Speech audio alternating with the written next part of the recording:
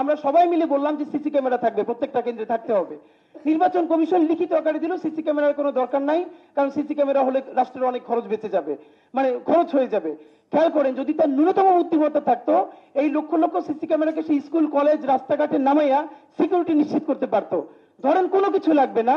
আজ পর্যন্ত বাংলাদেশ যতবার ধ্বংসের দ্বার প্রান্তে গেছে, প্রধানতম কারণ ছিল পিসফুল ট্রানজিশনটা হয় নাই ক্ষমতার, এই যে শান্তিপূর্ণ ক্ষমতার হস্তান্তর হয় নাই নির্বাচনের গলদের কারণে। এই নির্বাচন কমিশনকে আপনি গিয়ে সাংবাদিকরা একটা প্রস্তাব দিতে পারেন, গিয়ে বলবেন যে আমরা হিসাব করে দেখছি সামনের নির্বাচনটা ভালো করার জন্য পুরো নির্বাচন কমিশনের সবার আমেরিকা, ইংল্যান্ড, অস্ট্রেলিয়া থেকে 10টা দেশ সফর করে আসা উচিত। লাভ দিয়ে উঠে বলবে সঠিক, এটা যাওয়া দরকার। কিন্তু যখনই সিসি ক্যামেরার প্রশ্ন আসছে তখন তার টাকা লাগবে, মানে এত টাকার দরকার নাই, মানে এত দরদ তো ভালো না। গত 3টে নির্বাচনে সবাই নারায় তাকবীর দিয়ে সিল মারছেন, তখন এত দরদ কোথায় ছিল? সিসি ক্যামেরা লাগবে, অ্যাটলিস্ট আমরা যেন বলতে পারি যে এই কেন্দ্রটাকে দখল করছে, তার মুখটা যেন দেখা যায়।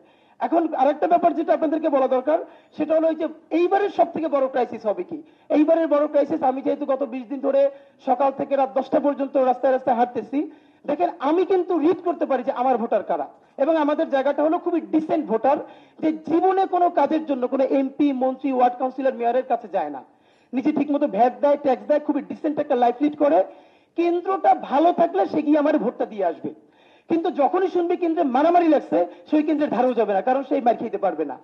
এখন ইতিমধ্যে আমরা শুনতে পাইতেছি যে ওই ভোটার গ্রুপটা যদি আসে তাহলে টাকা দিয়ে ভোট দিয়ে কুলানো যাবে না। তাই সিস্টেম হচ্ছে আপনি আগে মারামারির জন্য নিজের লোক 2 গ্রুপ রেডি রাখবেন, এরপর একটা ক্যাচাল বাঁধাই দিবেন, এরপরে নিউজ হয়ে যাবে অমুক কেন্দ্রে মারামারি লাগছে, এইটা যেহেতু সংক্রামক আরো 5 জায়গায় লেগে যাবে।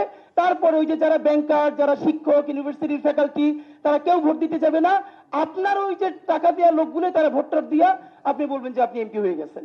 তো আমাদের জন্য এবার সব থেকে যেটা গুরুত্বপূর্ণ ব্যাপার, সেটা হলো এই ডিসেন্ট ভোটাররা যারা ভোট দিতে চায় তাদের জন্য পরিবেশ তৈরি করা। এবং এখন নির্বাচন কমিশন এই যে বলতেছে যে ইয়েলো জোন করবে, এই জোন করবে, নির্বাচন কমিশন বলেছে কোনো পোস্টার লাগানো যাবে না, বিলবোর্ড লাগানো যাবে না। তো ঢাকা 8-এ আমি আপনাদেরকে এটা, আলাল ভাই পাশে আছেন তবুও বলি ভাই রাগ করেন না, মানে আমার সাথে অনেকে স্বাভাবিকভাবে সারাদিন যেহেতু রাস্তায় থাকি ভাইরা ছবি তোলে, সেলফি তোলে, আমার সাথে আমরা একটা হিসাব করে দেখছি 100 সেলফি বা ছবির মিনিমাম 95টার পিছনে আব্বাস ভাইয়ের অথবা জামাতের হেলাল ভাইয়ের 2জনের পোস্টার অথবা বিলবোর্ড। ঢাকা এমন কোন জায়গা আল্লাহর রাস্তায় নাই যেখানে দাঁড়িয়ে ছবি তোলা যায় কিন্তু পিছনেই ট্রাফিকের পোস্টার নাই। ভাই আমি গরিব মানুষ, আমার 2টা পোস্টার লাগাবো এখন কই? তো পোস্টার তো বই দিত, এখন নির্বাচন কি পোস্টার লাগানো যাবে না? তাহলে পোস্টার অপসারণ করতে পারতেছেন না কেন? 7 দিন সময় তুলে ফেলেন। তাহলে আমি বলতে চাই পলিটিক্যাল কালচার, এখন সিটি কর্পোরেশন আইসা যে বিলবোর্ড খুলবে, পোস্টার লাগাবে, সিটি কর্পোরেশনের তো টাকা দিছি আমরা সবাই, সে কি আব্বাস ভাই আর হেলাল ভাই পোস্টার লাগানোর জন্য পেইড করা হয়েছে? যে পোস্টার লাগাইছে তাকে খুলতে হবে, আমি পোস্টার লাগাইলে আমি খুলবো।